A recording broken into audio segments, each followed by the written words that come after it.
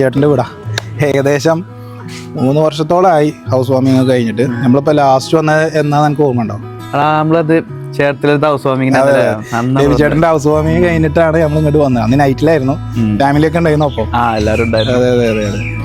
ശരിക്കും നമുക്ക് ചേർത്തല ആലപ്പുഴ ഡിസ്ട്രിക്റ്റിൽ ശരിക്കും ഒരു എൻട്രൻസ് ആയിരുന്നു സൈജേട്ടൻ്റെ വീട്. ഒരു സ്ട്രക്ചർ അല്ല, ഒരു പ്ലിന്ത് ബീം എന്നാണ് നമുക്ക് കിട്ടിയത് തോന്നുന്നുണ്ട് അല്ലേ? വർക്ക് നടക്കുകയാണ്. അതെ ടോട്ടലി ചേഞ്ച് ചെയ്തിട്ടുണ്ട്. സൈജേട്ടൻ ഡിഫറൻറ്ററൊക്കെ ഇറക്കി. ഇതിപ്പോ പോർച്ചുമേ ഡിഫൻഡർ തട്ടി ലെവലിലാണ് നിൽക്കുന്നത്.